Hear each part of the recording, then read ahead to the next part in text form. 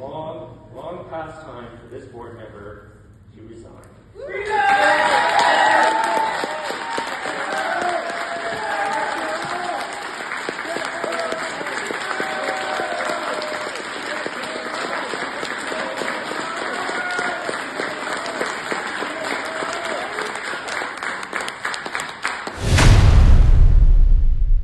Members of the board, I appreciate this opportunity to talk with you this evening, especially because this is Catholic Education Week in our province.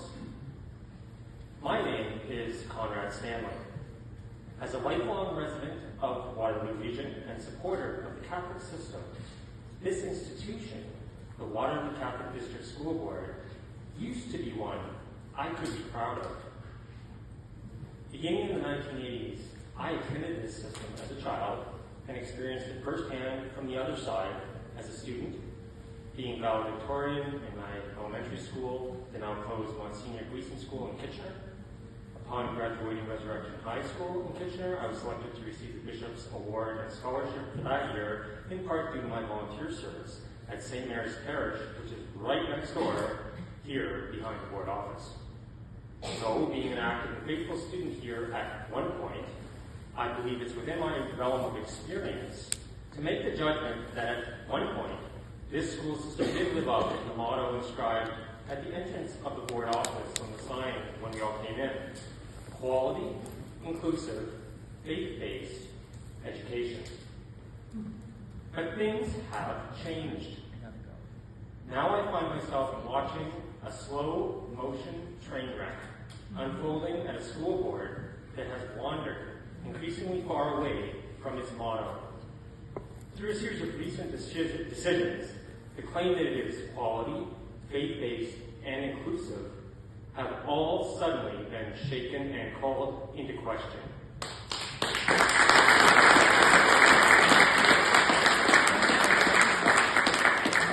This is not primarily due to the lack of hard work by staff at this institution, who I'm sure continue to do their jobs to the utmost of their capabilities. Rather, it has more to do with the slow but damaging intrusion of extreme political ideologies into the heart of what is supposed to be an apolitical, nonpartisan education system for children.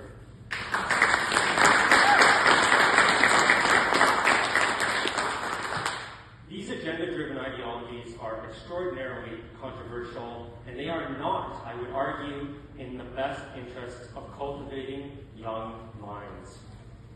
So, that brings us to the protests that have rocked this school board for the last two meetings. Protests that have gone viral and been seen by millions of people on social media. Protests covered in every major local and Canadian newspaper, as well as Newsweek magazine in the United States. I think we would all like to see a return to business as usual here, the smooth, normal, and quiet functioning of the board. But before that can happen, we have to answer an important question. How is this board going to handle the odious social media posts of one of its members? Comments that we, as well as many people around the world, are all now so painfully familiar with. Comments that have brought international shame and embarrassment to this board and the people of Waterloo Region.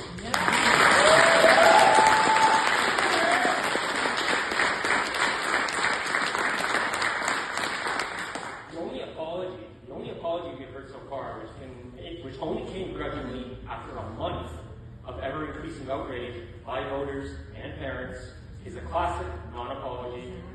What we have gotten is another bureaucratic runaround that seems to treat all of the adults in this room and at home watching as though they are also children who are easily fooled. The board member says they apologize for hurting our feelings, but perhaps not so much for the comments themselves, let alone retracting and strongly condemning said comments. They also claim the comments were taken out of context. In what possible context, I wonder, does the board member consider such remarks appropriate.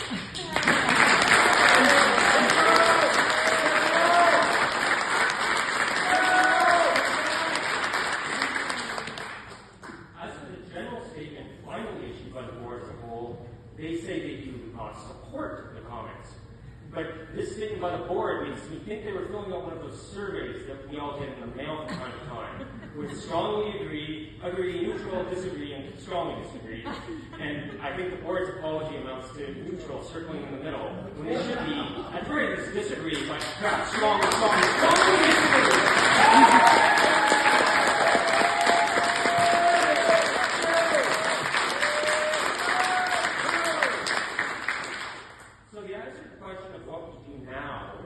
Strikes at the very core of the mission and purpose of this board, which I believe has begun to lose the confidence of the people of Waterloo Region.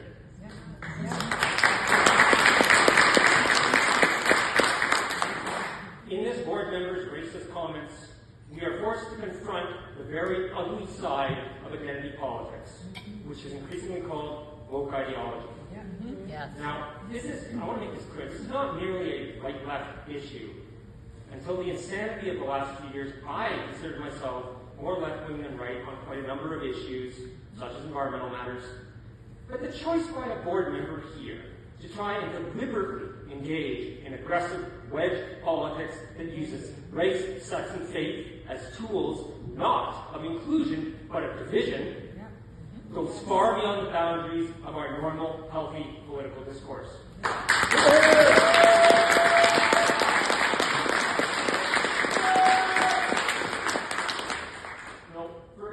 School trustee who seeks to be a leader of Catholic education to say that white Christian men are the most dangerous creatures on planet Earth, and then, after their election just a few weeks ago, to say that white Christian women are all agents of fascism, well, that's something else altogether.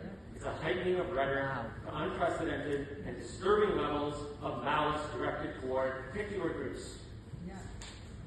Separating and dwelling on group characteristics to artificially divide our Catholic faith and school community in order to achieve short-term political gain is something that must be firmly rejected in a way to measure with the impact and harm it has done to the once good reputation of this board. The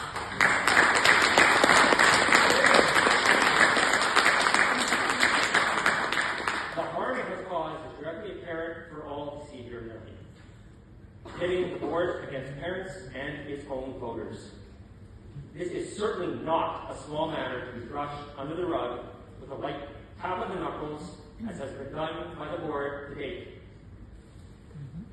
We must stand up unequivocally and say no, this pattern of repeated racist behavior is not the appropriate discourse, attitude, or mentality for someone to have who wishes to lead us as a trustee.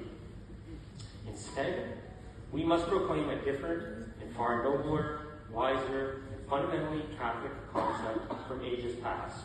Warning? Thank you for that. I wish you would give the same warning to the member I speak of tonight. As far as I'm concerned, they should have zero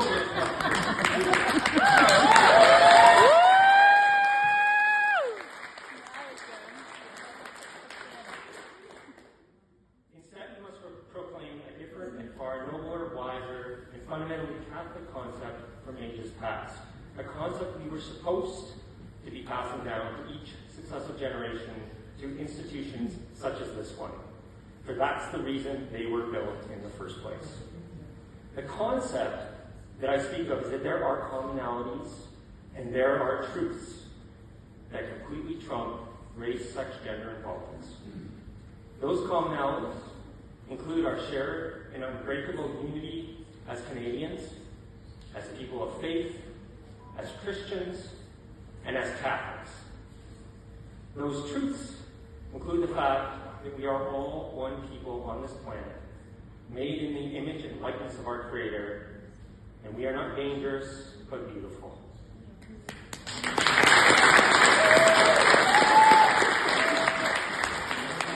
So how this board now chooses to handle this situation is a bellwether that signals to the entire world that's watching whether or not the basic moral compass of your board is still intact and functional. We need you. We need you to reassure the voters that you are indeed Catholic and that you stand for defending our faith and its moral laws. We've only got a minute You left. are pro-Christian and not anti-Christian. That you do not believe in making a mockery of everything you claim to represent.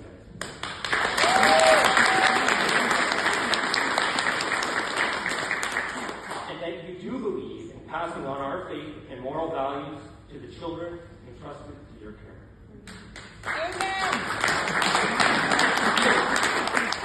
You can make all of these disruptions and protests and go away right now if you do what you were elected to do and actually listen to your constituents. Their request to me seems simple. Thank you for your Their message is unmistakable. It is long past time for this board member to resign.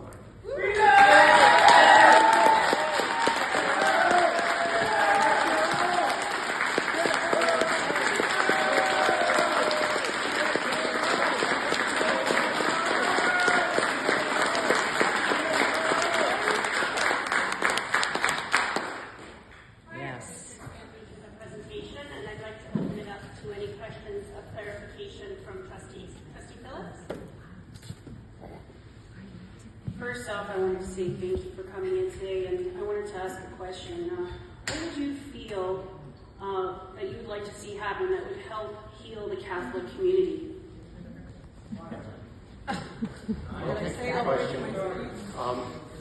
I just want to actually mention and thank you, Marissa Phillips, because you were the first, I believe, the first trustee who was brave enough to step forward.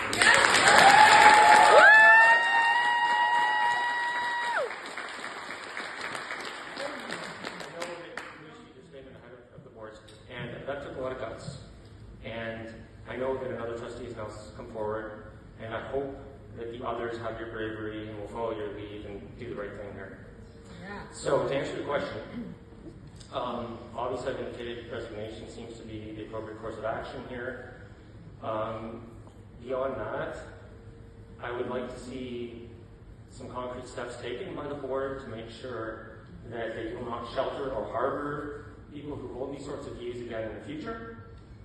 And the other thing I would like to perhaps suggest is an improvement in the transparency and accountability of this board. One way we could do that is to start live streaming all the meetings. They're not being live streamed.